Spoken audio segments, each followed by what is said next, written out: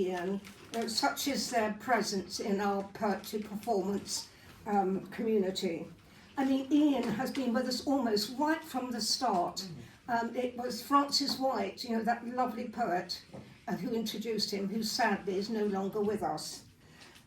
Ian, as you know, is a member of the French Lessons band, and I'm going to ask him more about that later. Ian's been involved in so many of our poetry performance projects, you know, in Hampton Hill Theatre, but also on the poetry walks. The image of Ian with his guitar serenading us in the Market Square, Richmond, is an image that I'll never forget. It was absolutely fantastic. More recently, of course, he's joined forces with Annie, and their musical compositions are something always to look forward to. Annie, I always remember Annie's debut at poetry performance.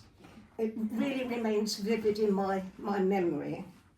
I remember it was a Sunday afternoon, and she enlivened this, even like the proceedings, by her vivid and whimsical songs about animals. And I'm hoping that we might hear something, an animal song later. Like Ian, Annie's talent was evident from that very first note, and together I think you'll all agree that they enrich our sessions at poetry performance events. You know, with their enthusiasm and with their artistry. Now, I'm sure you, Annie, rest assured, Annie and Ian, I'm not going to be quizzing you with every question that I sent. I sent them a long list of questions, and they were really very good because they answered every question. So I'm not going to ask them every question now, but some of them and their responses will appear in the next newsletter. So, Ian, right? Ready? Yes, thank you for that. Very kind. It's my pleasure. I was interested to learn that you wrote your first poem in your first year at secondary school, so you would have been about 11 or 12. Yeah. What was special about that poem is that it was selected for the home service. And I don't know whether I should sort of mention the next point with Annie sitting here, but Ian composed his first song when he was just 16 to a young lady at his school. Was it about a young lady, not to about a young lady. Oh, was it? Yes, yeah. I misread that. I'm sorry that you haven't kept copies. No.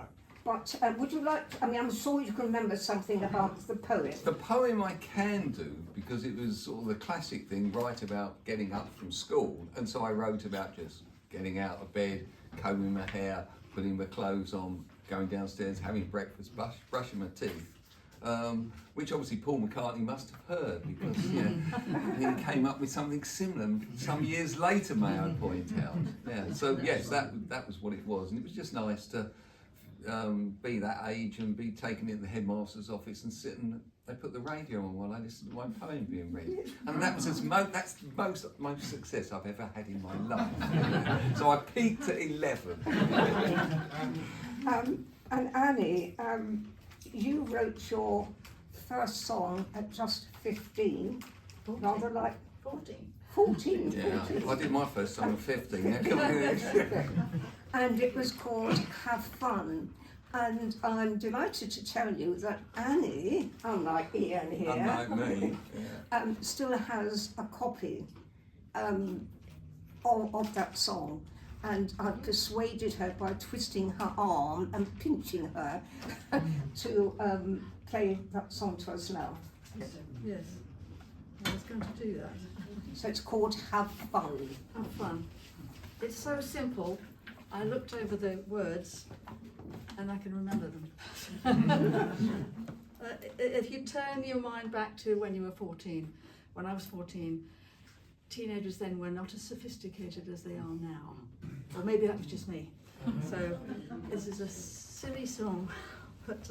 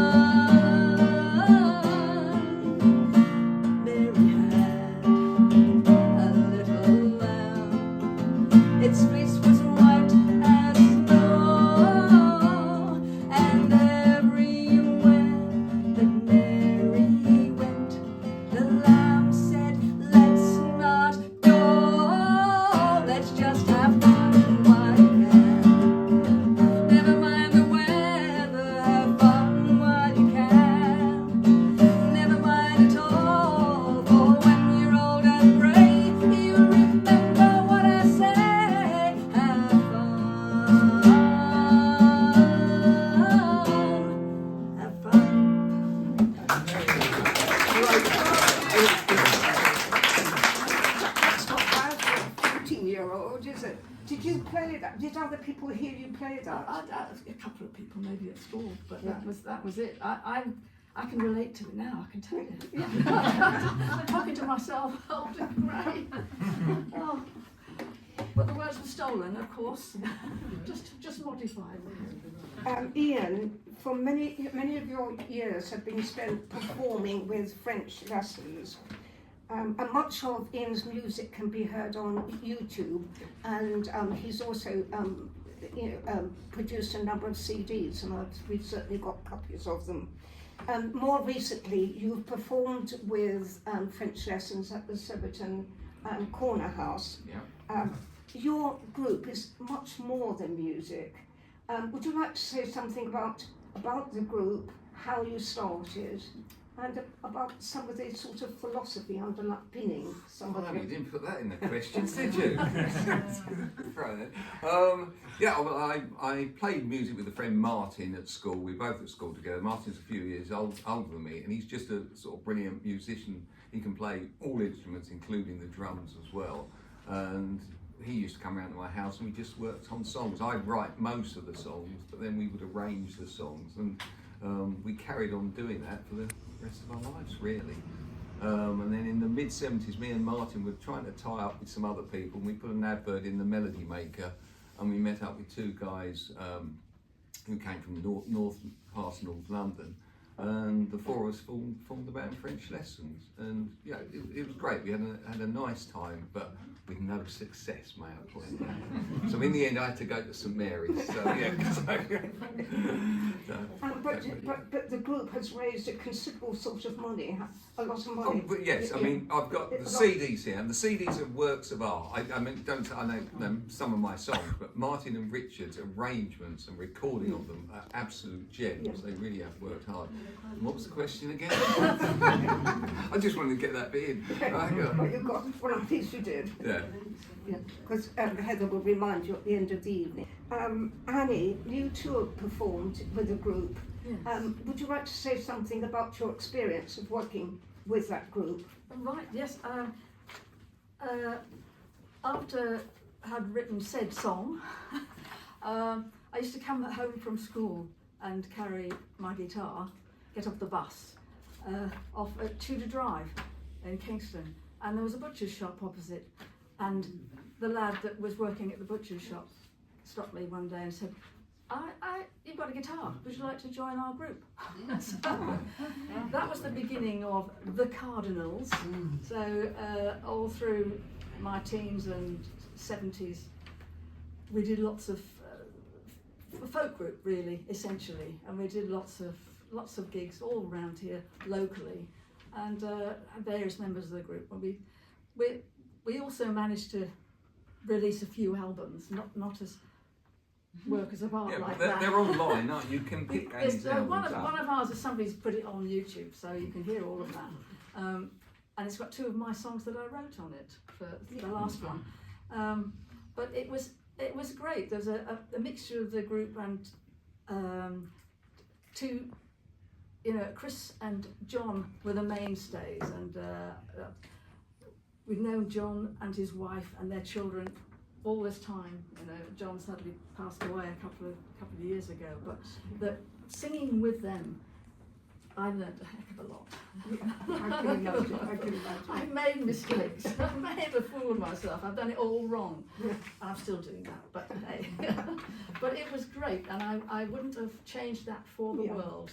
It was. Yeah, I mean, that comes through in your voice, actually, how much you enjoyed your time with them, and also, obviously, with Ian, who's still playing with his group, which is fantastic. That's really good. I mean, both of you are prolific creators. I'd like to ask each of you, is there a special piece of work, or is there a piece of work that you're especially proud of? Shall I start with you, Annie? Well, I'm particularly proud of a musical that I've just sort of finished and trying to do something with. Because the songs were written a while ago, but the script is only just last year, and I'm really proud of that because it's taken a long time to get here. But I'm really proud of that. Well, we're going to hear more about that later throughout the year, I hope. Yeah. And Ian? Well, two CDs really Yeah. comes out for me. Yeah. I've lost the words now. Right, I'll carry I think on. it's must be time for my nap, I feel. But before I invite you to present, samples of your poem, and I know you're going to be singing a song. Done it to both of us now, haven't you? You sent us a list of questions, so we come with our answers, and then we give you a different set of questions. Well, they're all linked to those questions. What about you, Ian? What was the Oh dear, I've got an answer to this, but I can't remember what the question was.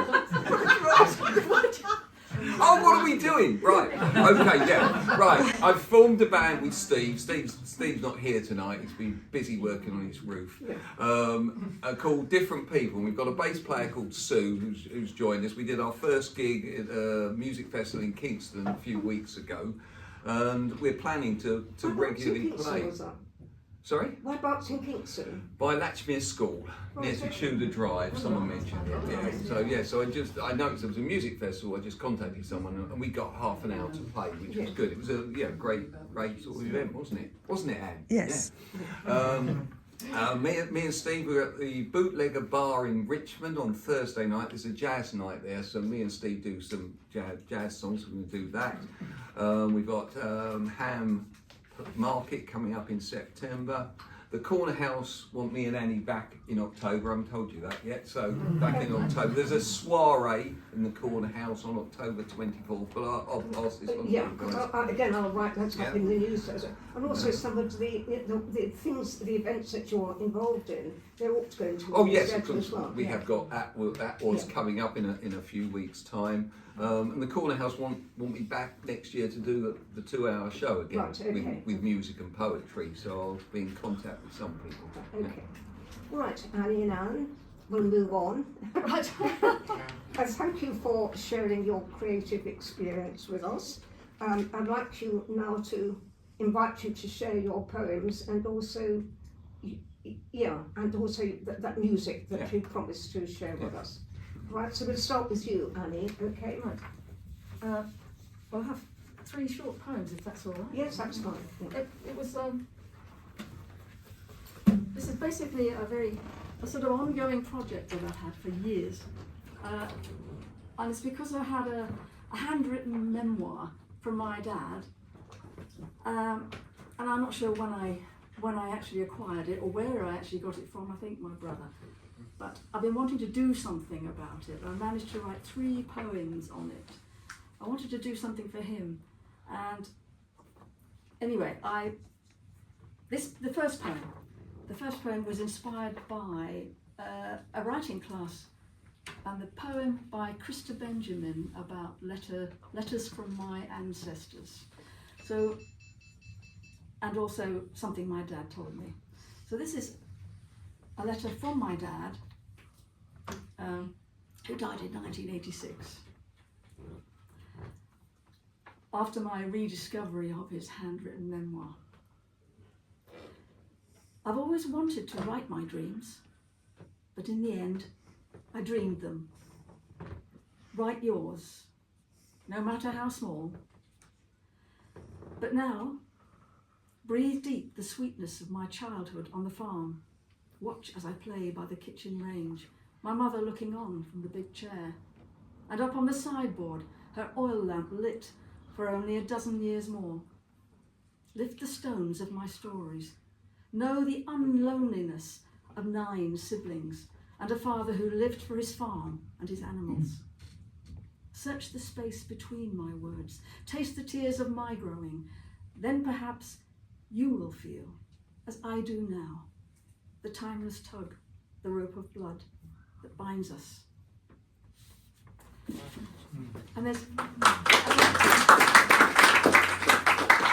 as I'm reading through that first one and this one were written in the same year. This is, my dad was born in Scotland. This is up in Scotland. Of playing and prizes. You tell me of so many things. Of the trash canal where you learn to swim, the cleanest spot where the spring runs in. And when it froze, how people would stop to watch the stick and tin can hockey. How you had to wait for borrowed skates, detachable and screwed to your boots. Of Wallystone School and your teacher, whose parents had a sweet shop. Her Friday tests for sums and spelling, rewarded with humbugs, exams with a penny, and how you won your share. Of cricket, of football, of glorious matches, of sneaking away for Saturday fixtures, and when you played for Linlithgow Rose, the day you won your 2-shilling goal. You tell me of girls, of war, of dances, not of your heart, but of playing and prizes. The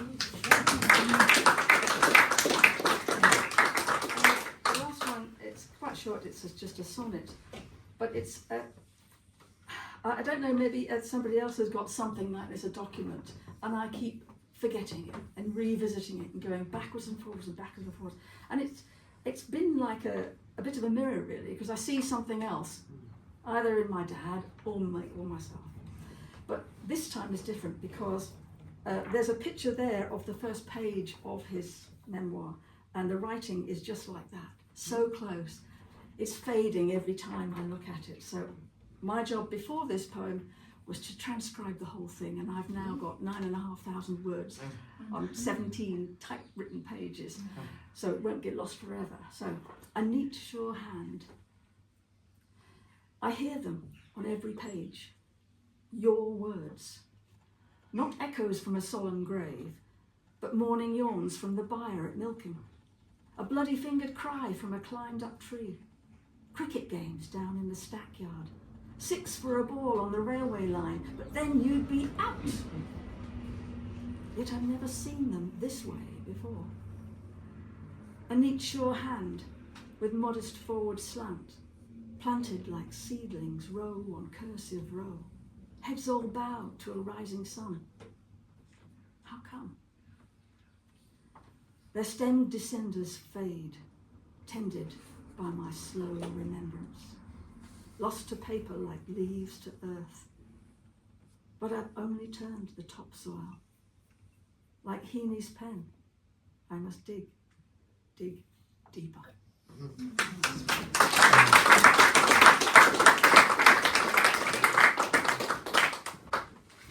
A bit like Annie, mine is also very personal. This is basically my life in one song and 2 poems. Alright. This is about my adopted parents, Alice and Alf. And they lived in Ashford in Middlesex, and the highlight of their life and my life and my sister's life was to go to Staines on a Saturday, go to the sales, to Johnson and Clark, and the Market Square. And the Market Square was not like the sort of artisan markets of nowadays. It was a rough and ready market, and this is sort of my sort of tongue-in-cheek version of that market. Okay, so this is Last Sale Day.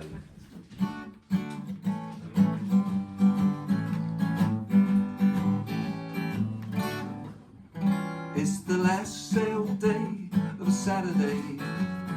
Watch where you're walking, who do you think you're pushing? A quick brown nail and it's back again, throwing your money away.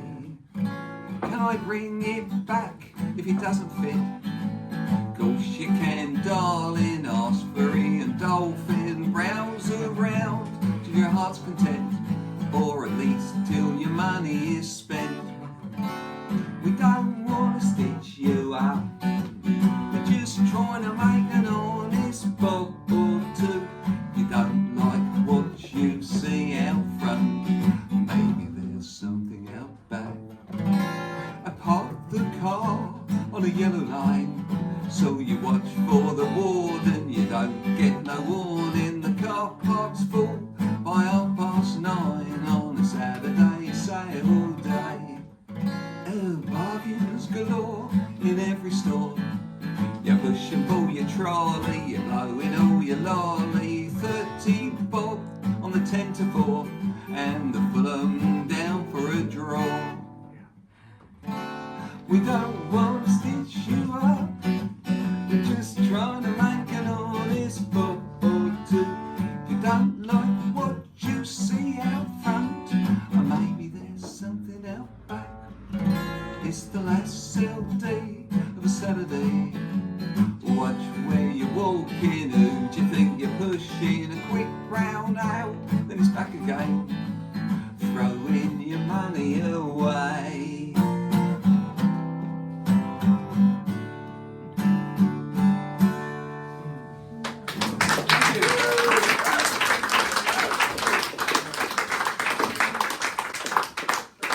Isn't one of those albums. The rest of the albums are nothing like that. Nothing like that. Was sort of my light-hearted joke song. Right. Okay. So as I say, this is personal. That was Alice and Alf, my adopted parents, and this is about the parents I never met, Florence and Harry, and this is called Adoption. I should point out that I didn't actually have any contact with these people until 2018 when my niece in Canada contacted Anne and said, I think your husband's my uncle, and we went out to Canada to see them. So this is Adoption. I knew my birth mum was Florence Eileen Jury, and I had 4 half-brothers and sisters, Peter, Pamela, Paul and Patricia. But now I have 8 new aunts and uncles, 12 new cousins and 10 new nephews and nieces.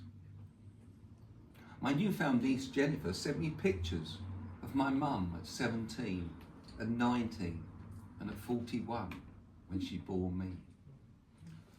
Jennifer sent me 2 more pictures of a smiling man with curly hair, a check tie and a D-mob suit, standing in some unnamed town.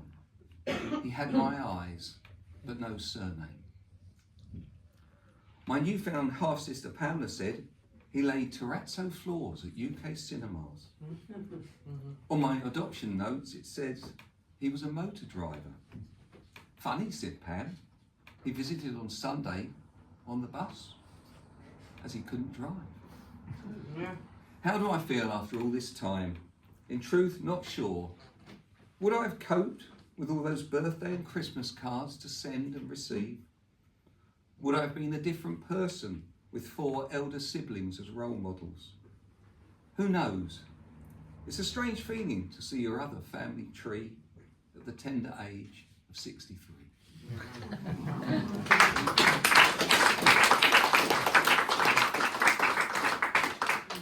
So that's the past, and this is now. This is called Smug Bugger. I'm a lucky man. I've got a lovely wife and a lovely son with a lovely house in a lovely town. Some might say, smug bugger. But I've had my trials and tribulations, a litany of abject failures. 1st class nerves, 2nd class travel, 3rd class honours, 4th place finish. Drifting from job to job, never rising, always moving sideways. Private parts, reporting for duty, and other silly phrases. And then there's the hang-ups, the phobias, the staying in, not going out, the sore throat, the jippy stomach, the excuses made. But still I say, I'm a lucky man. I've got a lovely wife and a lovely son, lovely house in a lovely town. Some still might say, smug bugger. Thank you.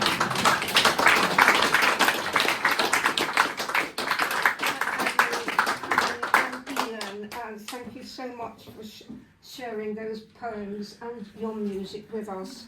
I'll be printing the poems in the newsletter so that all of you will have the opportunity of reading those poems again. But we'll be hearing more from Annie and Ian at the end of this session. Can we give Annie and Ian a round of applause?